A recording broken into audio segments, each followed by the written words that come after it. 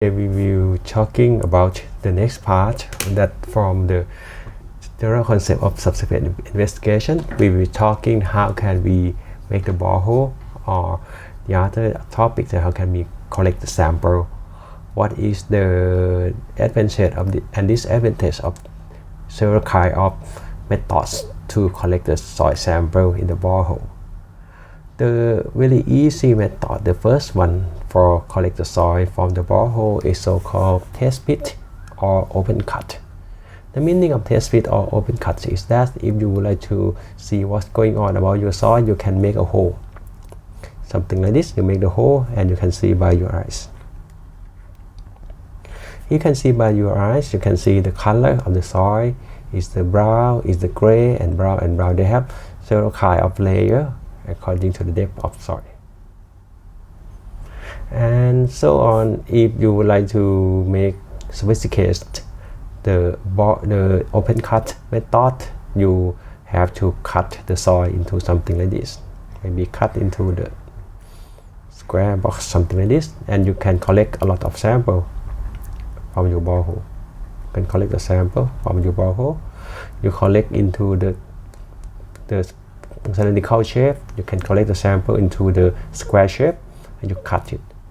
This method is quite good, that you can see what's going on. You can see the soil layer in your borehole. It's not only the soil layer in your borehole, you can collect a lot of samples. You can see in this one you can collect about 12 samples from your borehole.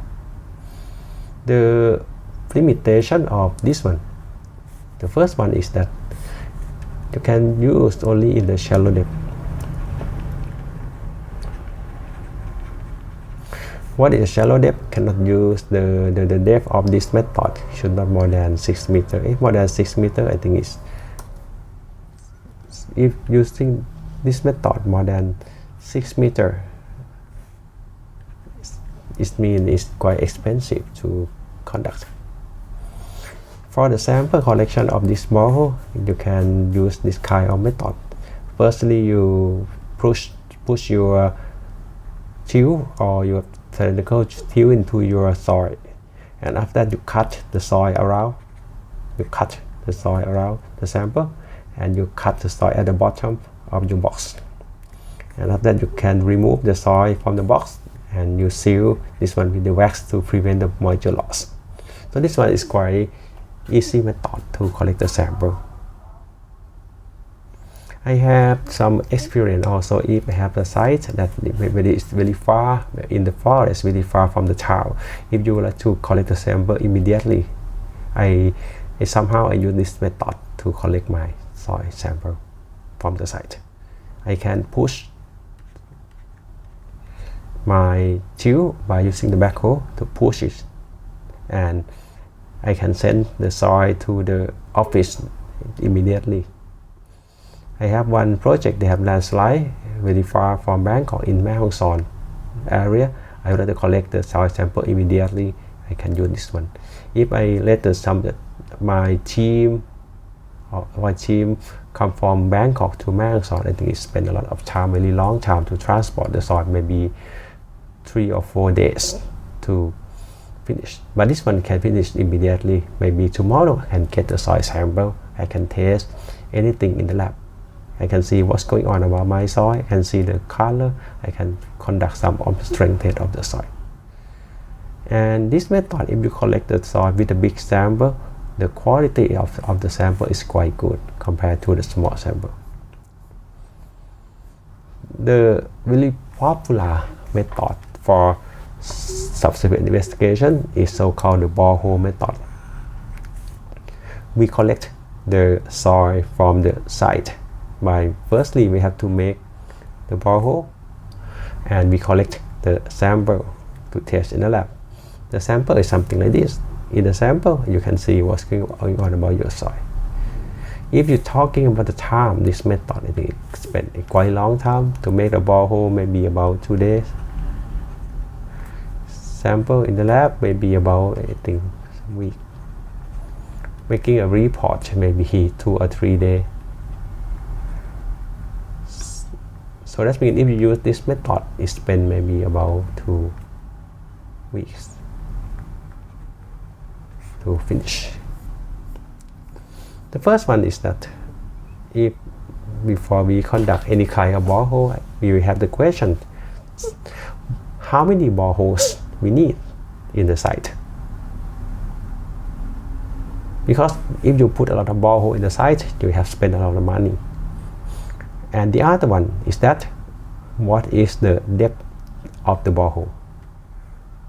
It's always two questions come to me if I have the project.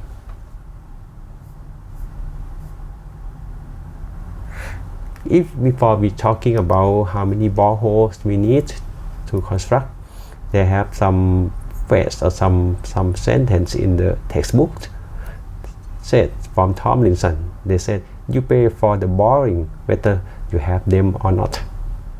That means whether you have the borehole or not, you have to pay for it. For this one is one example. It's to construct a road near the canal. Firstly, they don't have any kind of borehole. They construct it, and after that they have the failure. They have the rotation failure into the canal. After that, what should they do next? They have to put the borehole later on. Put the borehole to see what's going on and to redesign and spend a lot of money. If they had the borehole before they construct this one, they should not have any kind of failure occur in this case. And the cost of borehole, according to the textbook or the standard, they said the cost of borehole is only about 0.5 to 1% of the total construction cost. So that means if you have the construction cost about 100 million baht, you have to spend the money for the borehole is about 1 billion baht. But in some case, maybe in Bangkok, it's lower than this. In Bangkok, maybe lower is 0.1% of the total construction cost, because the soil profile of the Bangkok is not varied, so we can reduce the number of the borehole. This one is show example of the site. If we have the site something like this, how can we put the borehole in the site? I will come back to this one later. Firstly, let's see from the code of practice. If you ask that how many boreholes are needed in the site, if we see from the code of practice or the drawing or the construction code from Eurocode number 7 is for geotechnical engineering. They said for the borehole, the grid spacing is about 20 to 40 meters. If you put a lot of borehole, you have the high construction cost. But if the borehole is not enough, if I were the designer, I have to thinking that, okay, the number of borehole is not enough, my soil information is not sufficient, so I have to put a lot of really high factor of safety, so the cost of the foundation will be increased because of the unforeseen soil condition. You see from the textbook, even from Tomlinson, they said for all but the smallest structures, at least 2 or preferable boreholes should be sunk. So that means you have construct maybe the house, they should have at least 1 borehole for see what's going on about your soil profile. If you see from the textbook of DAS 1985, they have the spacing of the borehole according to different kind of the project. For example, if you have the multi-story building, the spacing is about 20 to 30 meters. 1-story building is about 20 to 60 meters. For the highway, it's about 200 to 500. Dam or dike is about 40 to 80 meters. The spacing of this one may be if you have the area, something like this. You have to make this one like a grid. For example, you have really big building, and this one you put the borehole like a grid. cover all of your building, and for the building, the distance of the borehole is about 30 meters.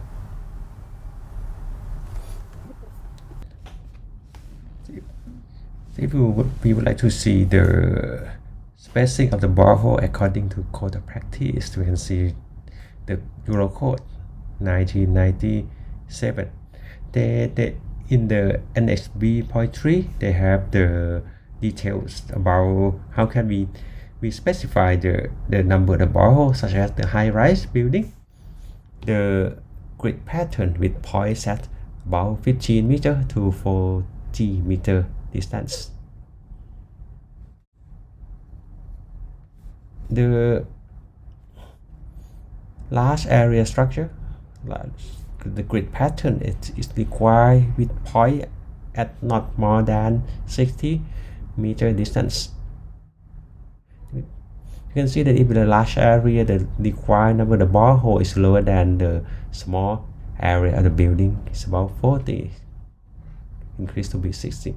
For linear structures such as roads, railways, channels, pipelines, dikes, tunnel, retaining walls, the spacing is about 20 to 200 meter.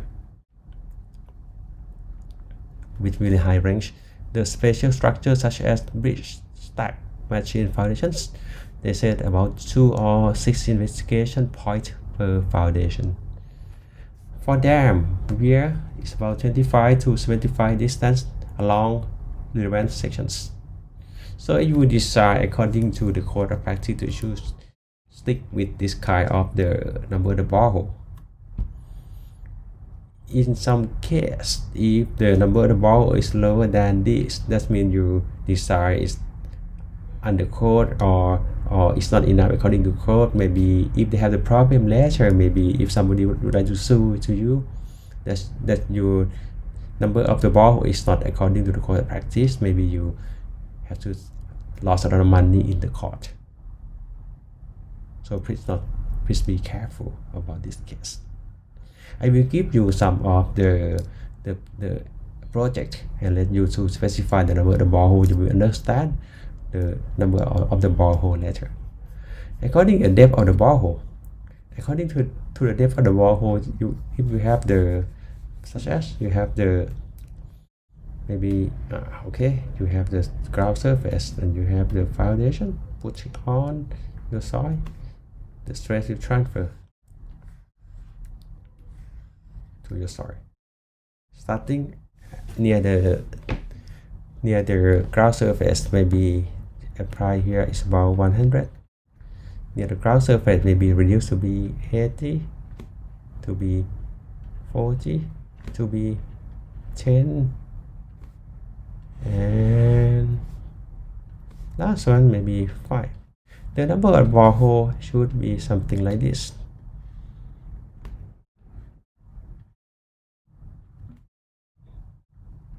Depth of borehole. The depth of borehole should cover the stress. Reduction of the stress lower than 10%. This one from 100 to 10%. If lower than 10%, the number of the depth of the borehole is not required. So they might have the problem is that how can we know the dB of each project? In textbook, they provide you about the guideline. If you have the so-called shallow foundation, the depth of the borehole is about 3B of the foundation.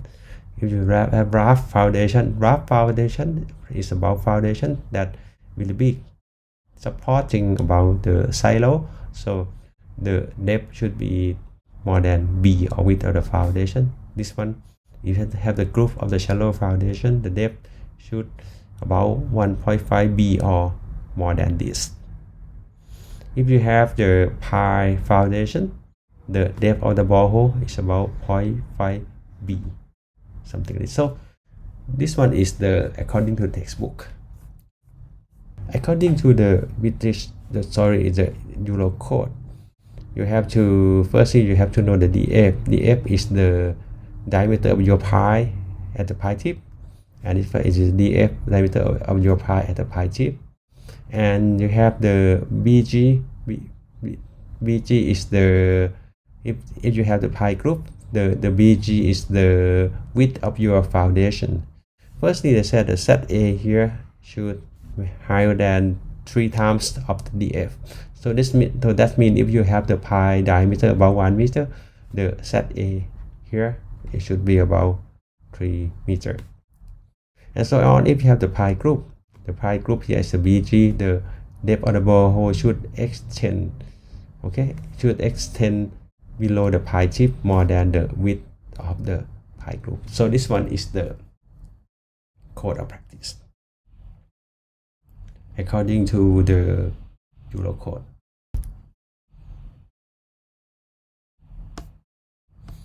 If we go back to our country in Thailand, you can see that you might have some question is that how should I know without any kind of the soil profile, how can I know what kind of foundation of my structure?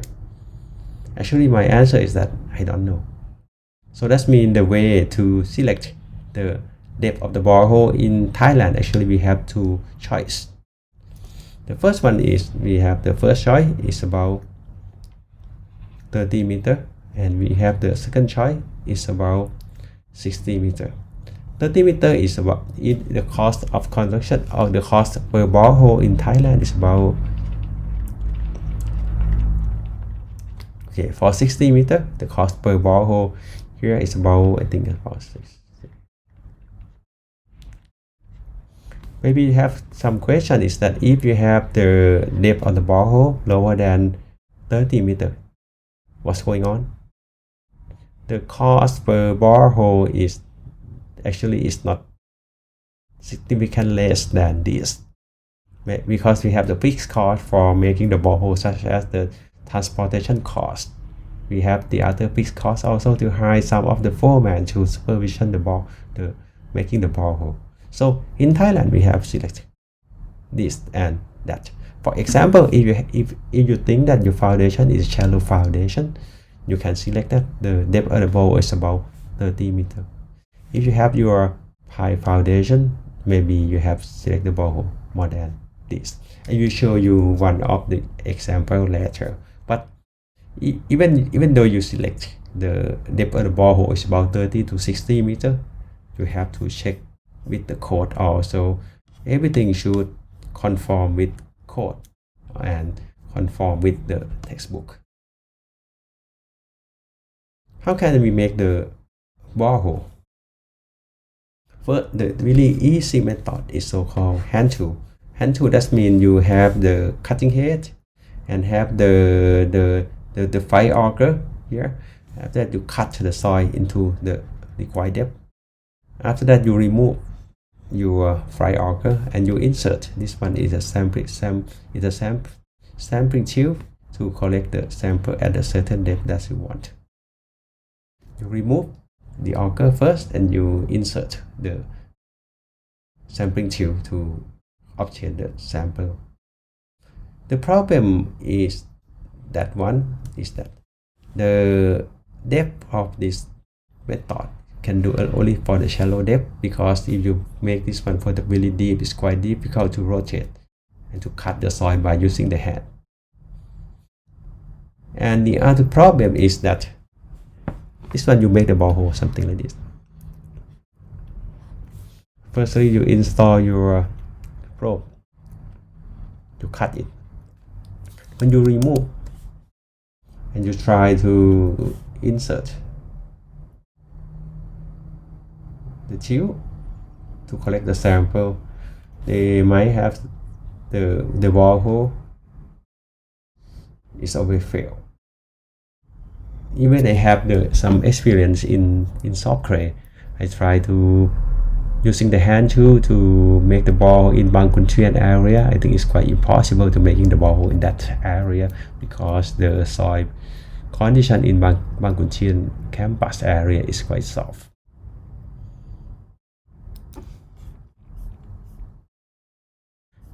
If we would like to make the maybe deeper borehole, we can classify the method to collect the soil sample in two methods. The first one is so-called dry condition. The dry condition, how can we make the borehole, is quite easy, straightforward. We just use the so-called the cutting head and fire auger and rotate it. When we rotate, the soil will come out. The soil will come out by using mechanical of the fire auger. After that, you remove the fire auger from your borehole. You can insert the tube to collect the sample. This one is so-called dry method.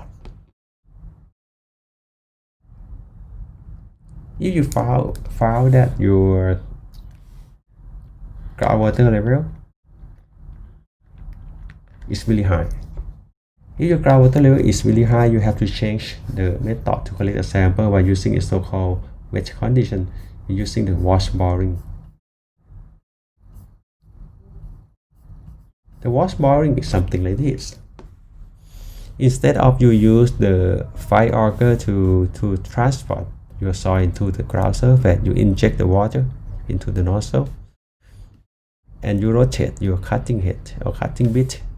After that, your soil will come out to the surface.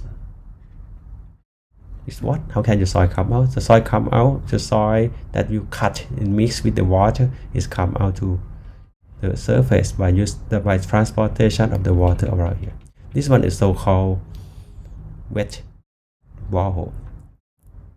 And in this one, you can see in the detail of this one, you have to install the tube.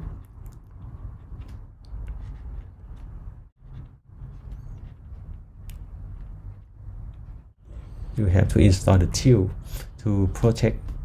Why we would to insert this tube? Because use the tube to protect the borehole to failure. Because in somehow if you make the borehole in really soft ground condition, we have to put this tube as the protection area. So that means if we found that our soil is wet or our groundwater level is really high, we have to use the wet method. This one is really popular method that make the borehole in Bangkok area. We are using the so-called wet method, or the other we call wash boring. How can we cut the soil at the bottom of the borehole? We have two methods. The first one is so-called Notary Drilling. For Notary Drilling, is the cutting head is rotated to cut the soil, and the other one is so-called percussion drilling. For percussion drilling is that we move the cutting head up and down, up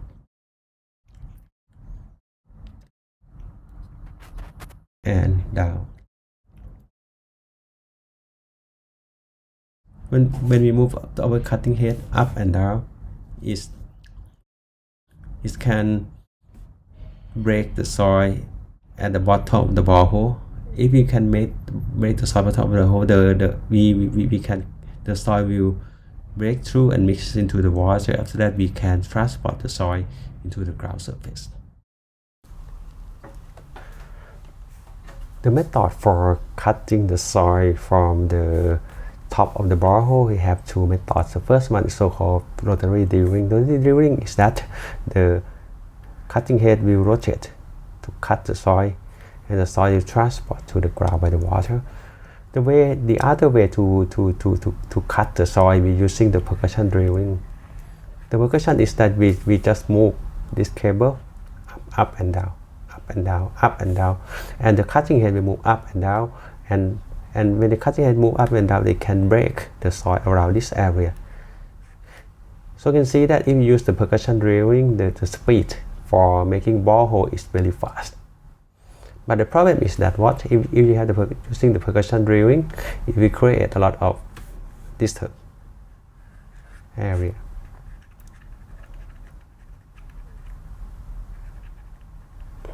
They create a lot of disturbed area. The soil around here might be disturbed.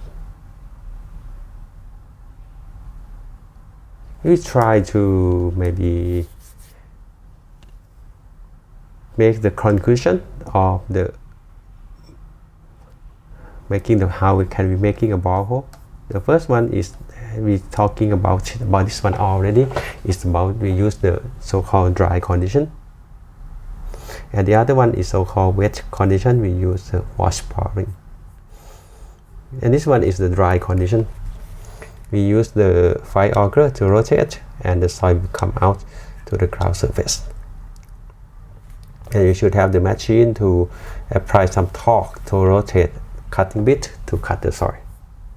And the other one that I talking about, they have the wet.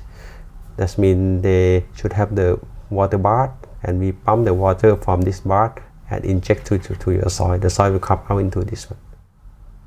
If we don't have any kind of machine, we don't have any kind of force to rotate, we don't have any kind of torque to apply to the cutting bit, so we can use this one. This one is so-called percussion drilling. You only use the tripod, okay, and you can move your cutting head up and down. You can destroy the soil at the bottom of the borehole, and you cut the soil. As I mentioned before, your soil at the bottom of the borehole maybe have the problem because they have disturbed. And it's not only we can make the borehole on ground, we can make the borehole in the sea, something like this. Okay, we can make, and you put some of your boring machine on the raft, something like that. I have one experience. I designed for the port at Gatland area. We have to make the borehole in the sea because we have the pipe foundation all around this. And if we talking about how can we collect the sample from the ground, we have two methods to collect the sample. The first one is so-called thin wall. The thin wall tube is something like this, or something like this. That means the wall of the sampling is really thin. And when we would like to collect the sample, we apply so-called a static load. You just push your tube into the soil, and the soil will stuck into the tube. And after that, you can collect the soil from the field. The sample that you collect from this one is so-called undisturbed sample, and the load we apply to this is a static load. And in some case, or if you would like to collect the soil deeper in the ground, you cannot use the static load to push through your tube into your steep ground. You have to change the method to collect the soil. Is so-called split sample. The split sample is something like this. The wall is thicker, and you have the cutting shoes. So this one you cannot push into the ground. You have to use the hammer to blow on it. Use the hammer to blow on it. After that, you can collect the sample. The sample that you collect from this kind of sample method you obtain is so-called undisturbed sample, and you collect by the dynamic load. The sample will be inside the tube, something like this. After you finish to collect the sample, you can remove the tube. You can see your sample immediately in the tube. What's going on your sample, what is color, what is the texture of your soil sample. If I try to classify the quality of the sample, this one is classified of the quality of sample according to the Euro code of practice. They have the soil property quality class. It's the 1, 2, 3, 4, 5 soil. If you would like to test for the shear strength, it's the unconfined compressive strength, or compressivity would like to test for consolidation test. The soil quality should be number 1. If the soil quality is number 4, that means it's not suitable for for test for compressibility and shear strength. It's not suitable to test for the density. For the water content is so it's not suitable. So actually they have the level of the sampling, and sampling category is from A, B, C. We can classify something like that according to the code of practice. If you see from the method how to we collect the sample, okay, the first one is so-called thin wall. Thin wall chill, as I mentioned before, we have the thin wall diameter from 70 to 120. You can say that it's recommendation to collect the sample with soft soil, and sample category is A and 1. So this means it's good to use a sample, and the thin wall chill is not suitable for gravel, for loose and sand below water surface, or the corrosive soil that contain coarse particle. Okay, if you change to collect the sample by using the medium dense sand, you change to be B and 3. If you use this one to collect the stiff or cohesive organic soil, it's A and 2. So they have the remarks from the paper. The general purpose of thin wall open chill samples can provide class 1 sample in soft material, but may cause sample disturbance in stiff and cohesive soil.